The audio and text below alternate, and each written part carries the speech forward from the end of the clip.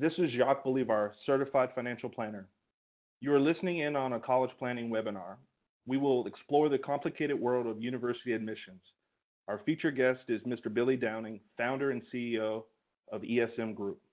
Topics will include standardized tests, high school preparatory classes, college application processes, university selection, and the proverbial best hooks for catching the right school. Now let's turn it over to Billy. Well, thanks everybody for being here and joining us today. And hopefully, with all these presentations, my goal is that essentially you walk away with a better sense of what the landscape of college admissions is today. And I think, Jacques, you're going to be kind enough to put the first slide up, and then we can begin.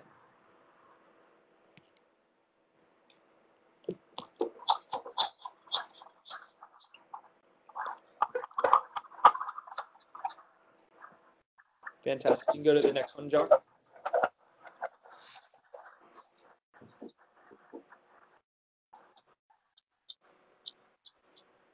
So, like I said at the beginning, really today is to give you an idea of what the landscape is, and this sort of cartoon is a playful sort of intro, and getting into college today really is a maze, and it's all about how you play the game and what information you use to your advantage. So today I hope what you'll get away from this is the ability to navigate that maze and understand that process for your son or daughter.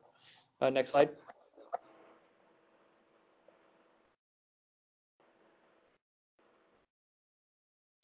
So we're going to cover a couple of things, and I'm only going to use the first 10 or 15 minutes to go through the first handful of slides, and then happy to sort of take your questions.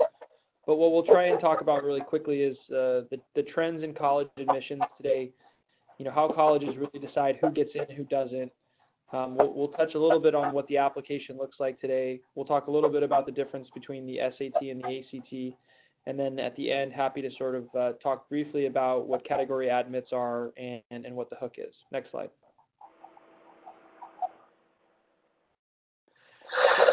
So the application process for many of you when you went to college is quite different now for your children or grandchildren. The sheer number of kids who are applying to college is absolutely mind-boggling. We had just north of 4 million students apply last year, and we expect that number to continue to grow this fall. Schools like UCLA, which received over 100,000 applications, made it the most applied to school in the world. And so I think the idea here is to really think about, what schools are you applying to, what types of schools are interesting for you, and then how do you stand out from the crowd? Because, if you essentially look at some of these schools, even a place like Princeton that received 31,000 or Boston University that received 60,000, the reality is that they're not reading all of those applications. It's just too difficult. So you've really got to make sure that you're putting yourself in a position that you'll be read. And once you're read, you got to really make sure that you stand out from the pile because the sheer volume of the number of applications that readers have to go through in the fall is very difficult to look at if you really aren't standing out. Next slide. So let's just quickly touch on the types of applications now that are out there. Rolling admissions refers to large public institutions, for example, like the University of Arizona, where you can apply at any time starting August 1st. And generally within 3 to 4 weeks, they will notify you if you've been accepted. So rolling admissions is often a great opportunity for kids who know where they want to apply and are prepared to do so. Early Action is a non-binding early program. So typically you file your early action application by November 1st, and you're notified by December 15th if you've been accepted or deferred. Early action is typically common in small liberal arts colleges, think places like University of San Francisco, St. Mary's, Santa Clara. And it is an advantage to the student because you have a slightly better chance of getting admitted during the early action round than you do the regular round. The only difference there is that you're not bound to that decision, meaning if you do get accepted to Santa Clara in the early round, you don't have to enroll. You can wait and actually find out where you've been accepted from all the other schools, and then get back to them on May 1st. Early action single choice, also known as restrictive early action, is only offered by 4 schools in the United States: Harvard, Princeton, Yale, and Stanford. And essentially what that states is that you can apply to one school early, meaning I could apply single choice early action to Stanford, but then I am not able to apply to other early action programs or other early decision programs. So there are some sort of fine print there. In some cases, you are allowed to apply to one out-of-state public school. But the general rule of thumb is with single choice early action is that you're basically putting all of your eggs into that one school for the early round. So it really restricts where you can apply in the first part of the fall. Early decision is binding, meaning if you're accepted, they expect for you to enroll. And the reason that early decision is very appealing for some students is because the elite schools, so think Duke, Penn, Vanderbilt, Northwestern, Dartmouth, places like that, offer early decision, and you often have a much higher percentage chance of getting in. So the upside is you have a better chance of getting in, you find out earlier. The downside is you're not going to hear from any of your other schools because you've got to essentially pull those applications out once you're notified of your acceptance in early decision. Regular decision is due January 1st. You have basically a 3 or 4 month window which the schools will respond, and then by April 1st, they've all responded to you, and you have until May 1st to make your decision. Next slide.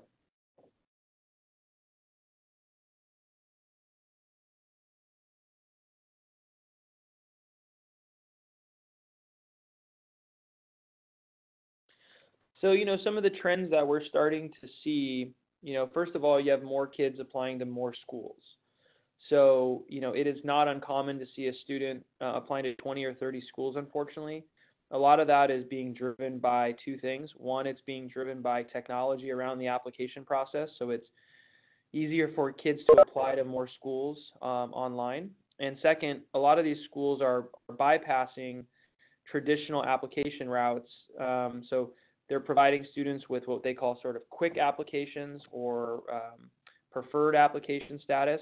And basically what that means is they're waiving the application fee, they're bypassing the need for an essay, and what they're doing is simply trying to get these kids to apply, because the more applications a school gets, the lower its selectivity will become, and the tougher it is to get into that school. And so the harder a school is to get in, the more prestigious it is. And essentially this is all a race for prestige. So you see more kids applying to more schools, which sort of leads to this kind of vicious cycle. The next thing that we're seeing is colleges really becoming focused on their yield. That's why you're seeing a number of schools that are adding early action and early decision. And yield is defined by the number of kids who are accepted and then those who enroll. So, if I am a university and I accept 100 students and I really need 50 to accept my offer, and I only get 30, my yield is poor. And then I have a problem because I can't make my budget for January. So what really has to happen is schools are focused on, if they accept you, do they believe that there's a high percentage chance that you're gonna take that acceptance and enroll? So being able to communicate to schools that they're very high on your list, that you really want to come, that you visited the campus, that you've done an interview, that you've spoken with a coach. So these are all things that sort of go into whether they think that student will come to that university, and yield becomes very important here. Wait list, 10 or 15 years ago, if you were on the wait list, it was sort of a polite no, like, hey, you're a good candidate, but, probably not good enough. We're not going to reject you, but we're not going to accept you.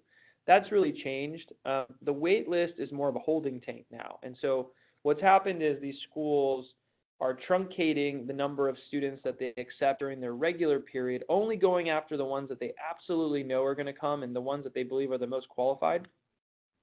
And the reason they do that is they want to make their admissions rate as low as possible, because that's the rate that they will report to U.S. News and World Report for their ranking. Any student that comes off the wait list is not privy to the ranking. So that's sort of a different issue. So what they're doing is squeezing the number of kids they accept. they're making these huge wait lists, and then they're slowly but surely picking and choosing kids from this holding tank. So, if you find yourself or your son or your daughter on the waiting list, all is not lost. There's a very good chance at most universities that you'll be able to come off that if you can really tell them and communicate to them that you really want to be at that school. There's a continued greater push for international students. The universities will tell you that's because they want diversity on their campus, and the real candid response is they want more money on their campus, and international students pay more money than domestic students. So that's really why they want those students. And then what we talked about a little bit as it relates to the yield, again, is demonstrated interest. What interest have you shown in my particular university that gives me the belief that you will enroll if you're accepted? Next slide. So, as to wrap up sort of the presentation here, what I want you guys to understand is that there really are two tiers of schools in the United States. Schools that we would sort of label as highly selective, and you see that in the first row. And these are places like Stanford and Cal and University of Chicago that are, really hard to get into. Stanford's acceptance rate is 4.7%. If you strip out athletes, development cases, legacy students, that acceptance rate is probably 1.5%. So it's even more competitive than the numbers would tell you. But the point is that there are 4,000 four-year universities in the United States. There is a lot of great places to go to school. And the second row gives you an idea of those better schools that have still, healthy admissions rates. Santa Clara, one of the best schools in Silicon Valley, has acceptance rate of about 49%. TCU, which is one of the hottest schools in America, is still accepting 43%. Purdue University has one of the best engineering programs in the country, again at 49%. So the idea is there are really a lot of great schools, so don't be fixated simply on the selective schools, because it's really about finding the right fit and not necessarily the best brand. Next slide. Does your computer have a mic? Yeah, I think I just heard it. Hold on. So this will be the last slide that I'll talk about. And this is really something that has only changed over the last handful of years. And this is the number of freshmen, or the percentage of the class that's accepted during the early round. So the challenge that we have now is that, early decision, which is binding, really means that, I have to be highly competitive in that pool, which means that I need to make sure that I have really good grades and really good test scores, and that I'm prepared to apply in the early round, because those kids are all going to be as competitive as me. The disadvantage is if you don't apply early decision is right here on this slide. Places like Penn, like Vanderbilt, like Northwestern are filling almost half of their class in early decision. So if you don't apply early decision, you're going to be applying against 5x the number of applicants, and half of the spots for that class are already gone. So you really got to think about whether A, are these the types of schools that I want to apply to, and B, if I am going to apply to these kind of schools, do I have a strategic advantage in applying early decision, meaning am I competitive enough to try that? Because the reality is, if you don't apply early decision, you're putting yourself at a significant disadvantage of getting in, and not simply because you're not qualified, but also because there's just not as many spots in the regular round as they once used to be. So Jock, I'm happy to answer any questions at this point about either these slides or any other questions that you guys have drafted. Billy, I'm going to open it up now for questions. So thank you for that beginning presentation. I know you have a lot more to share. So here in a moment, I'm going to unmute everyone, and I'm just going to get your first name and give you an opportunity to be in line to ask a question. So hold on while I unmute everybody. All right. If you have a question, can you one at a time state your name? First name.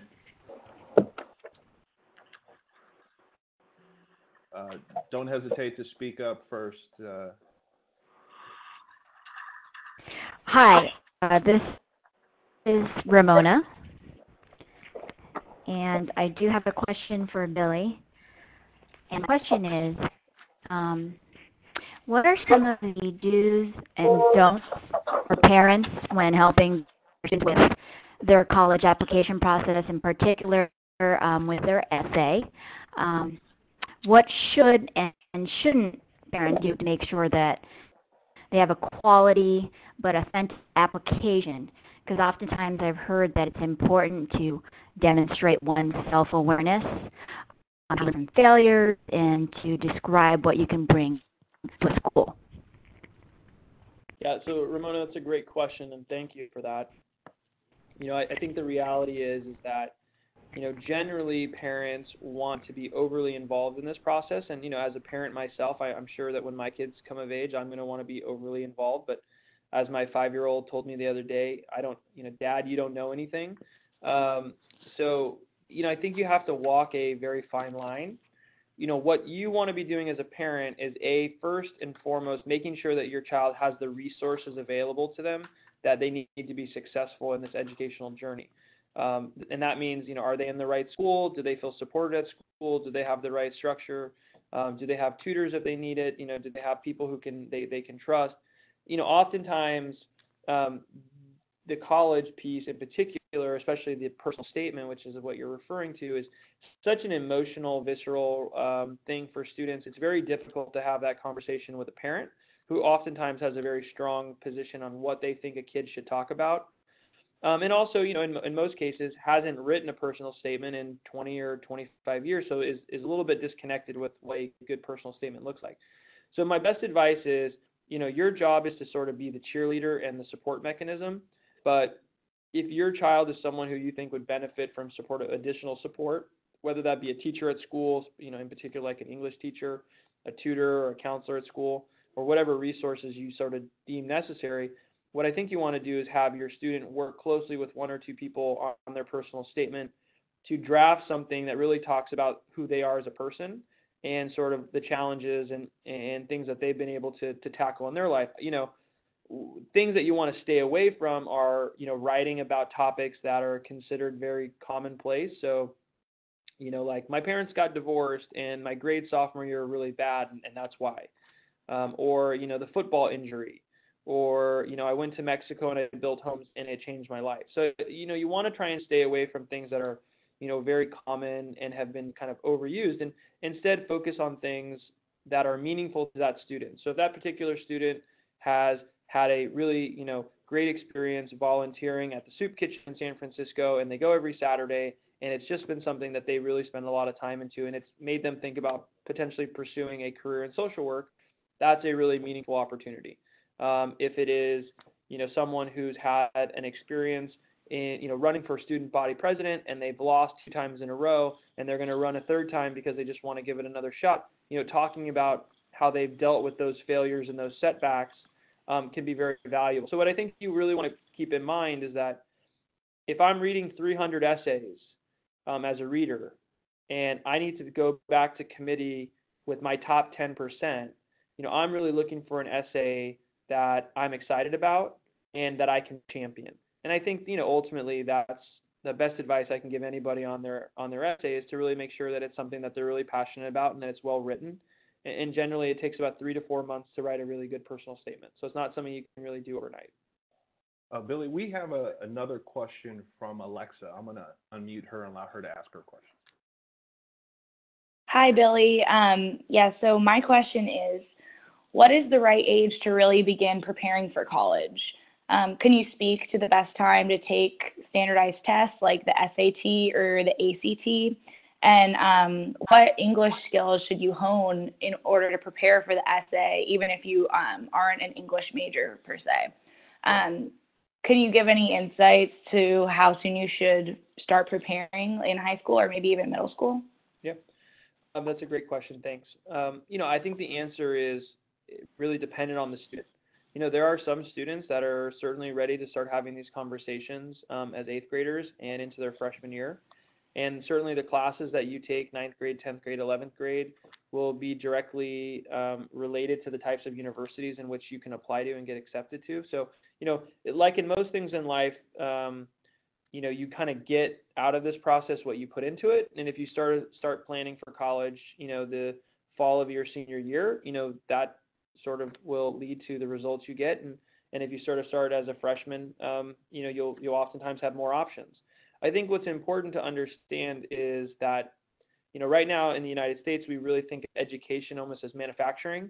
And so we sort of have put all these kids in these boxes. Okay, well, 9th graders should do this, and 10th graders should do this, and 11th graders should all take the SAT in March, and 12th graders should all apply to these schools. And, the reality is that every kid is so different. And so there are certain situations where taking the SAT or ACT is better as a freshman or a sophomore. For example, if you're a sophomore and you're in Algebra 2 honors, you will be ready to take the SAT or ACT at the end of your sophomore year. There is no pre-calculus or calculus on the SAT or ACT. So, if you get to junior year and you're in pre-calc, and by the end of your junior year you're finishing your year in pre-calc, and you had geometry 2 years ago, you're going to forget quite a bit of the math that's actually on the exam. So I think, my best advice to you is that you should think about each child individually, and you should sort of roadmap what each year looks like and what are the types of things you need to be doing in terms of classes, extracurriculars, visiting colleges, and standardized testing. But the reality is that there's no sort of one roadmap fits all. It's really depending on what that student is like and what their goals are. Billy, this is Jacques again. Tell me if you would agree or disagree with these two statements. Where you go to college dictates your success in life, and what you do in college matters far more. Well, I don't think where you go to college really drives that much of a needle in who you end up becoming, and there's a great book out about that. I think going to college is important. I think going to college for most people is an experience that they treasure and value. But whether you go to a CSU or whether you go to Harvard isn't a guarantee that you're going to be successful or not. I think what you want to think about in terms of the college experience is really how do you leverage that experience post graduation, in terms of your network, in terms of alumni, in terms of job placement and grad school. So, is college important? Yes. Is it, a major determining factor in your success in life? I don't really think that that's accurate, and I think you'd be hard pressed to find data that actually backs that up. What you do in college, I think, is important because, first of all, for most people, college is a big investment financially. So if you're really not going to work your hardest and do your best and make the experience the most of it, you're actually throwing a lot of money down the drain, which could be used in another way. So, I think, working hard in college and getting the most out of it, and taking the competitive classes and, graduating in 4 years and leveraging the network and taking advantage of the resources that are available to you, are probably things that most kids don't do, but really should. And I think the one thing you probably hear from most college graduates is that, man, I didn't think it was going to go so fast. Like, I can't believe my 4 years are up, or my 4.5 years are up. I wish I knew now. I wish I knew then what I knew now.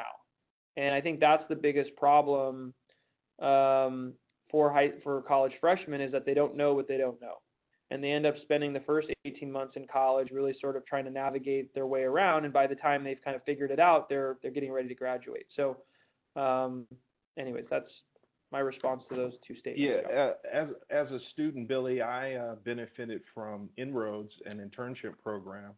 And it really gave me a chance to know what corporate experience was about, and gave me a leg up in getting a job, which was important to me as a student. But on the other hand, I've heard that college internship programs and research programs are used as revenue generation during the summer, and that they're filler programs rather than valuable experiences for students. How could someone truly find out in advance the extent of quality and depth that these programs go into, and prepare kids for future hopes and dreams and for their careers at the different schools you work with? Yeah, I think, again, it's a little bit of a case-by-case basis. There are certainly universities where what you're talking about is very accurate and very true, and others where it couldn't be further from the truth. So I think it really comes down to the student doing their due diligence, the student really determining what they're looking for out of a particular experience, and how they can best use that, both in the short and long term. I think the most important thing that students need to be looking to do in that aspect is, what's the and, right? So, like, I went to this summer program, I did this internship. I did this research and, like, what's the and? What's the next, right? And I think that's where a lot of kids in this particular generation sort of forget, right? Like it's not just about doing X. It really is about the and. And so we really try to encourage kids to think about that first step, but also think about the and. Billy, are there websites or resources that help a student or a parent do the research to understand about those programs that you'd recommend? Not really. I think really I really think the best opportunities for that student to do their research on the ground, talking to people who have done that program and investigating whether it's a good fit for them. Billy, I'm going to open it up again to everyone else and see if someone else has a question. If someone has a question, please state your first name. This is Christy. All right, Christy, you're on. Go ahead. So I have a 10th grader. He is a good student. He's at a charter school. He's taking his first AP class this year, and he's doing well. We're starting to think about colleges. He doesn't have really any idea. He's just kind of an overall good student. He's not really into math. He likes English. It depends on the teacher. It depends on the year. Is it something that he needs? I mean, it seems like a lot of kids these days, by the time they get to college, are so focused on what their career is. Is that an advantage or a disadvantage, or is it okay to be just good, solid student when you're applying to colleges? Yeah, Christy, it's a great question and one we certainly hear a lot. I think the reality is it depends on the schools you're applying to. If you're looking at, potentially more selective universities, then I think the problem is that, those colleges are really not looking for well-rounded kids. They're looking for well-rounded classes. So, they are looking for people who have sort of determined an interest and a passion and have explored that to a degree that is meaningful. Sort of one of those things is it's not about the quantity of the experience, it's about the quality of it. And so they're really looking for kids who have gone deep into a particular subject or interest or internship and have really nailed it. For other universities, larger public institutions, I'll use the University of Oregon as an example. It's a phenomenal school, one that's really improved over the last decade or so. But, University of Oregon is going to be very focused on what's your grade point average and what are your test scores. And in some cases, they're not even going to read your essay. And a lot of people always ask, how do you know that, Billy? And the way I know that is every year I do a beta test. And so I have one of my really good students who doesn't really want to apply to Oregon, but I want to test something. I have them apply to Oregon. They have great grades and great test scores, and they write their essay. And in the middle of the essay, I have them put, I do not want to go to Oregon. This is a test to see if you're reading this essay. And every single year, that kid who I beta test gets in, which tells me that they're not even reading the essay because they're just simply chasing the grades and the test scores. So I think, Christy, the answer is, is it okay to be a well-rounded kid? And, I think from a parental standpoint, the answer is yes. If the answer is, if the question is, I want my kid to go to a selective university or my kid wants to go to a selective university, you really got to start thinking about how he or she brands himself and how he or she might stand out against other kids in their community and their school. But if that student is looking for, a easier, a more traditional four-year university that's not as selective, that's really focused on grades and test scores, then being well-rounded is fine. So what if he doesn't know? My in-laws live near Princeton, so we visited Princeton last year, and that's the first school he's looked at. So he decided he wanted to go to Princeton, which of course that's all he has to judge. But what if he really does want to go to Princeton, or what if he doesn't? I don't know what to do for him right now, because I think he's great. I of course think he's a great kid, but it seems early for me to have him find his passion. But what if he wants, I guess I don't know how to phrase this exactly, but I think he has the potential to go to a more selective university, but I don't know that he's found his passion to get there. Yeah, and that's very common for boys. How many 17-year-old boys or 16-year-old boys have found their passion? I'm 37 years old and I still don't know what I want to do when I grow up. But I think what you can be doing to support him in that is one, getting the opportunity to see lots of different kind of schools. So, okay, you've seen Princeton, so you have an idea of the Ivy League. You know, he should look at Cal, he should look at Davis, he should look at Santa Clara, he should look at Sonoma State. I mean, I think you want to be able to start to show him a variety of different campuses, large, small, medium, urban, rural, kind of campus. And then I think, as his sophomore year proceeds, I mean, he's really got to be thoughtful about how he spends the summer. And so, he says, hey, I'm kind of interested in computer science, or I really like, English. You've got to be sort of starting to steer him in activities that, might be more meaningful in helping him determine, what he might be interested in. And I don't think, a lot of these colleges, expect every kid to have a, like, oh, I want to do this and this is my career and I want to do that. But I think what they're looking for is at least to see that this kid has tried to find their interest, has done fewer things but really tried to stick with it for a little bit longer period of time, and has demonstrated some type of, kind of consistency towards, an area of focus or a particular academic interest. So again, depends a little bit on what he or she might be interested in, but I think, getting them exposed and kicking the tires at an early age is helpful, and also will reduce the stress that he will go through during junior year. And I think also, being thoughtful about the summer ahead of time is a good opportunity to set the tone for junior year. Billy, I put up on the screen your slides about the college hook. Can you explain this concept and explain how it goes into the application process?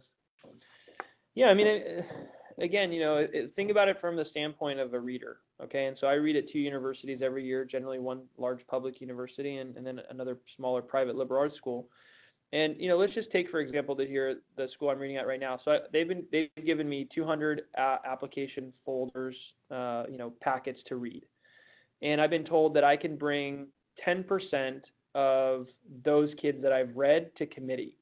And of those 10%, those 20 kids or so, probably 4 or 5 of them will get in. And so what I'm looking for to get from 200 to 20 is, where's the leadership? Where have you exhibited some form of creativity? What have you done something that you didn't have to do? I'm always interested when kids tell me, well, I have 200 hours of, community service, but, I was required to do that for school.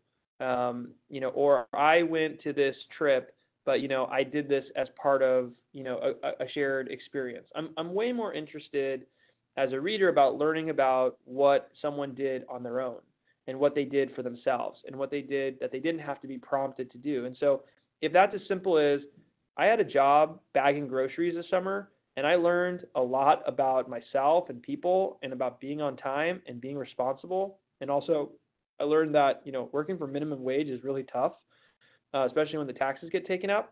I would rather read that essay than somebody telling me that they went to, France for a 6-week art course with a bunch of other kids who all paid $6,000 to be in this experience.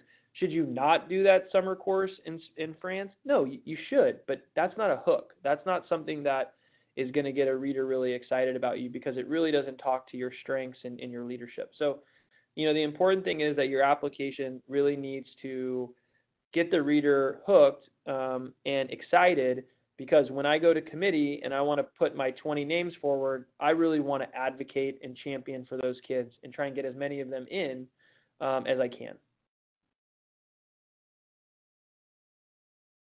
Can you speak a little bit about what a hook is not? Some of these things I think you've touched on. Do you feel that you've addressed all these issues? Yeah, I mean, basically a hook is not something you pay for, and a hook is not a shared experience. So, you need to be thinking about the hook as something that is very individual to that student, and is really something that they've created as part of their educational journey and their experience in high school. And a lot of times that hook is a failure. Hey, I cheated on an exam. That was a mistake, and here's what I learned from it, and this is how it shaped my perspective moving forward. Or I ran for student body president and I lost, but I didn't quit, getting involved in my school. So, things like that are meaningful to a particular student are often meaningful in the application process. Billy, Harvard recently rejected the application of an ex-felon. I think she had committed a murder of her own child and was served in prison in Indiana. And what I understood was that Harvard was interested in connecting the academics with the actual people that have served time, but then the politics and the nature of her crime kind of became positioning her as an outcast, and she was rejected. Do you have any anecdotal stories of how schools are looking for certain candidates to fill out a community or create a community on campus, or what you refer to as a well-rounded class, rather as a student? Is there any anecdotes for some of the schools you deal with? Listen, I think at the end of the day, what you want to be focused on as an applicant is what are the intangibles that you bring to that campus, and what can you do to make that place a better community. And if that's, hey, I want to come to campus and I'm going to start the bake club, or I'm going to be involved in the school newspaper, or I'm going to, do a blog on fashion on campus, whatever. I mean, it's about showing them that you're going to be involved. It's going to be showing them that you're going to become an active member of their community. And I think, you read a lot of stuff in the news, like that stuff in Harvard, it's all politicized. And, it's also, I think the other thing to focus on is, like, it's not reality, right? Like, you're talking about one instance out of 4.2 million kids that applied. I think the more general advice is, as you look at, how do you stand out and how do you become part of a community, is thinking really about yourself, right? And thinking about what are the things you enjoy doing, who are the people you enjoy being with, and, where are you going to thrive in college? And if you can find that fit, then oftentimes the story that you communicate will resonate a lot more with that particular university. And when you can find the right harmony between what you bring to the table and what that school can offer, that generally means it's going to be a really good experience. Okay, thanks, Billy. Here's another question for you. Are kids getting jobs in their field of study? And secondly, what is the reason that the cost of school is rising twice as fast as most other expenses, but the income after college is not going up as much as the rising cost? Yeah, so I'll answer the second question first.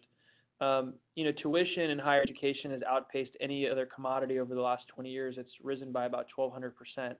The reality is that higher education is a joke in terms of the financial management of these universities. It's a pursuit for prestige. So if one school builds a new stadium, the other school has to build a new stadium. One school builds a rock wall, the other one's got to build the better rock wall, and better dorms and better swimming pools. And it's gotten to a point where it's so inefficient to educate people at these, like, unbelievable campuses. And in order to do that, tuition rises at astronomical rates. And even though colleges will say, well, 70% of our students are receiving some form of aid, the reality is the amount of aid barely dents the overall cost for most families. So, hey, congratulations, you're getting a $5,000 scholarship at St. Mary's. That's wonderful. Still going to cost you $58,000 a year with that scholarship. And so, I think you're seeing a reduction in services. The cost of education goes up, and the reality is they're getting away with it because there's no new competition. I mean, there's no new universities. So there's more kids applying, there's more kids who demand those seats, and there's really no additional resources available. I think the challenge is that kids are graduating in majors that maybe they're not perfectly suited for or not certain that they should be in. They're graduating, they're trying to find jobs, and they're finding it difficult. And so I think you're finding some kids who have specialized skill sets, like in engineering, that are able to find jobs and do well right out of college. But I think there's a lot of kids who aren't sure. And, this sort of linear equation of, if you do well in high school and good grades, you'll go to a good college. And if you go to a good college, you'll get a great job. And if you have a great job, you'll have a great life. That sort of linear equation just really isn't the path for most people anymore. And so the reality is that you need to be thinking of college as an inflection point in one's life, an opportunity to think about what you want to spend time doing in the rest of your life and how you can best leverage those resources around you in college, and not thinking about it as a guarantee to get a job that pays you X amount of money in a career that you think is right. Most kids are changing their career paths 3 or 4 times after graduation. So I think this generation really values more flexibility, the opportunity to be remote, and the opportunity to not have a commitment. You're seeing fewer and fewer people stay at one company, and that's even more so true here in Silicon Valley. So do I see higher education becoming cheaper? I don't know, but I have to believe that at some point the bubble will burst, and people will simply say, I'm not going to pay $90,000 a year to educate my student. I don't know where that point is, but I feel like we're getting there. But over the next 5 to 10 years, I feel like families will continue to pay the tuition at these universities in order to educate their kids, because that's essentially the resources that are available. Billy, while we still have some time with you, was there any part of your prepared presentation that you wanted to go back to and speak to a point, be it about standardized testing or something else?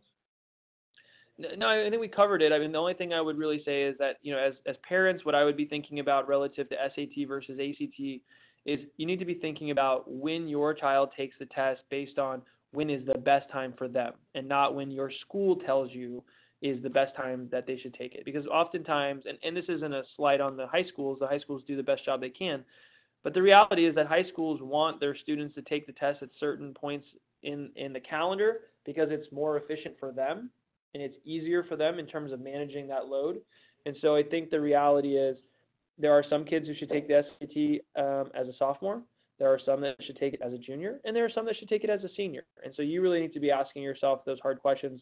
When is my son or daughter going to be best prepared, given their curriculum, given their skill set, to do well on that exam? Thank you, Billy. I appreciate you taking the time to speak. I think this is a good breaking point to stop recording and move to Christina's presentation.